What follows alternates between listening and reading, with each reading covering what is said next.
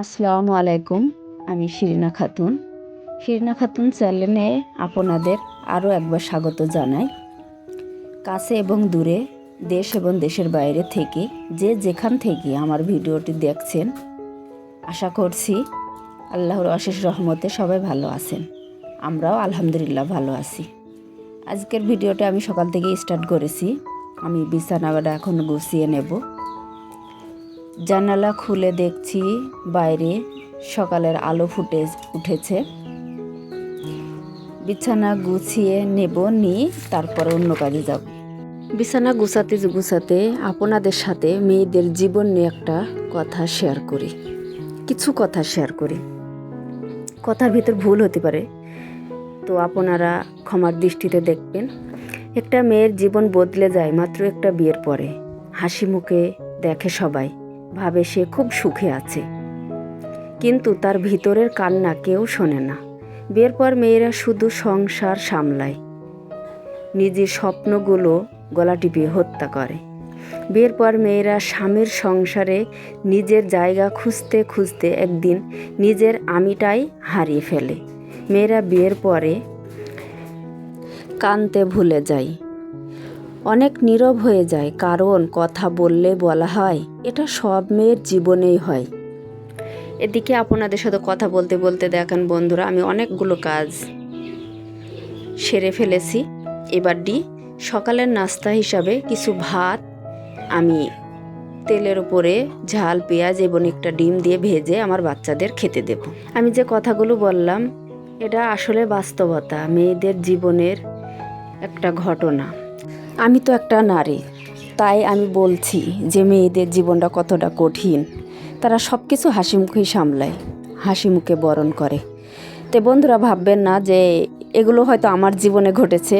না বন্ধুরা, অনেক মেয়েদের জীবনে আছে এমন ঘটনা, সেগুলোই আজ আমি আপনাদের সাথে শেয়ার করলাম।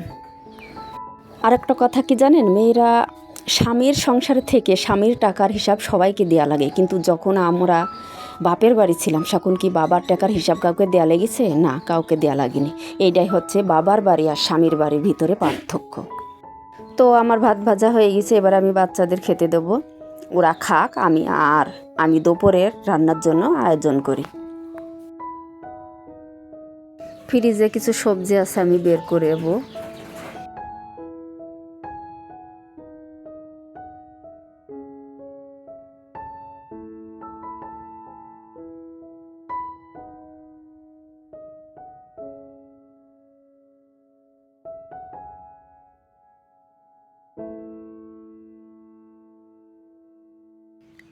কিছু মাংস বের করব, মুরগির মাংসটা এবার আমি ভিজাতে দেব। তো আমার ভিডিওগুলো যদি আপনাদের কাছে ভালো লাগে তাহলে আমার চ্যানেলটা সাবস্ক্রাইব করে রাখবেন। আপু এবং ভাইরা, আমার কথার ভিতর ভুল হতে পারে, প্লিজ আপনারা কিছু মনে করবেন না, একটু ম্যানেজ করে নেবেন। ভুল তো মানুষেরই হয়, তাই না?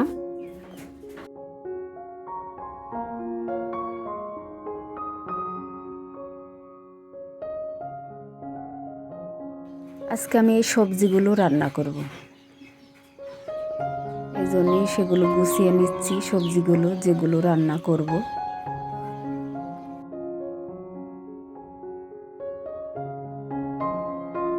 তো আমার ভিডিওগুলো যদি আপনাদের কাছে ভালো লাগে তাহলে একটা লাইক করবেন আর কমেন্ট করে জানাবেন আমার ভিডিওটি আপনাদের কাছে কেমন লেগেছে। কুমড়োটা আমি রান্না করব না, কারণ কুমড়োটা আমি সেদ্ধ করে রাখবো। কুমড়োটা দিয়ে বড়া ভাজবো। কুমড়োটা সিদ্ধ করে ফ্রিজে রেখে দেব, অন্য কোনো দিন বড়া ভেজে নেব, না হলে কুমড়োটা নষ্ট হয়ে যাবে। আমার তরকারি কোটা শেষ। এবার আমি দুপুরে রান্নার জন্য চলে এসেছি। আগে মাংসটা রান্না করে নেবো, পেঁয়াজ ভেজে ব্রেস্তা করে রাখবো, হালকা কিছু পোলাওর জন্য তুলে রাখবো, আর এই তেলে আবার মাংসর জন্য মশলা কষাবো। আর একটা কথা বন্ধুরা, যদি আমার ভিডিওগুলো আপনাদের কাছে ভালো লেগে থাকে তাহলে আমার চ্যানেলটা সাবস্ক্রাইব করবেন। বেল বাটনটা অন করে রাখবেন যাতে আমার ভিডিও ছাড়ার সাথে সাথে আপনাদের কাছে পৌঁছে যায়। পেঁয়াজ ভাজা আমার শেষ। এবার পেঁয়াজ ভাজাগুলো তুলে রাখবো এবং এই তেলেই মাংসের জন্য মশলা কষিয়ে নেব।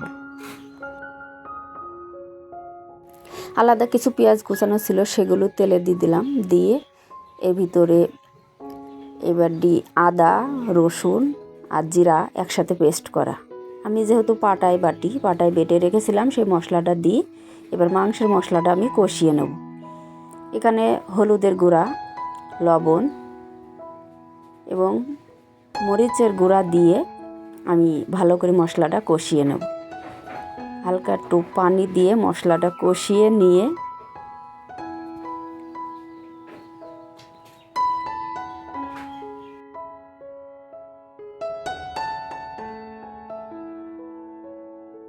আমার মশলাটা কষানো শেষ। এবার মাংসটা আমি দিয়ে দেব। মাংসটা এবার আমি কষিয়ে নেব।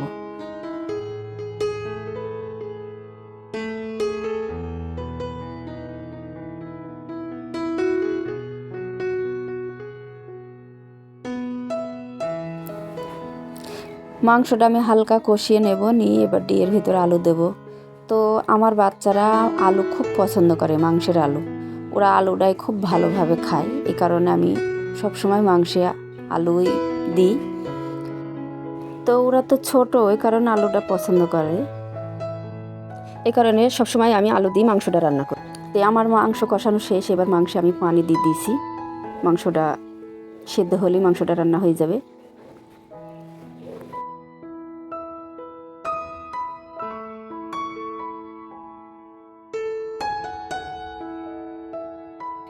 আমার মাংস রান্না প্রায় শেষ বন্ধুরা। মাংস রান্না আমার হয়ে গিয়েছে।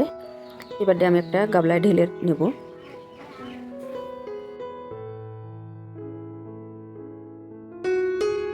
কেমন হয়েছে আমার মাংস রান্না আপনারা অবশ্যই আমাকে কমেন্ট করে জানাবেন। এবারে আমি করলা ভাজি করব। করলা ভাজির জন্য কড়াই তেল দিয়েছি, পেঁয়াজ ঝাল দিয়ে এবারে দিয়ে দিয়েছি করলার আলু, হলুদ গুঁড়া, লবণ দিয়ে নাড়তে চাড়তে থাকি আর রান্না করি। আপনারাও বন্ধুরা দেখতে থাকেন।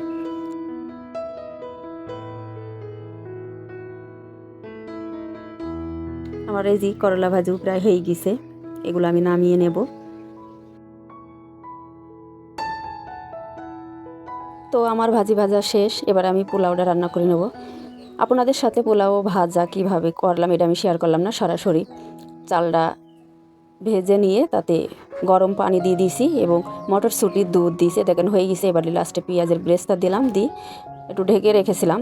রেখে তুলে দেখছি একটু নেড়ে চেড়ে দিলাম, নাহলে নিচের ভাতগুলো নরম হয়ে যেতে পারে। এবার আমি এটা দমে রেখে দেবো ঢেকে। আমার পোলাও রান্না শেষ। রান্না করার কাজ এখানেই আজকের মতন শেষ হয়ে গেছে।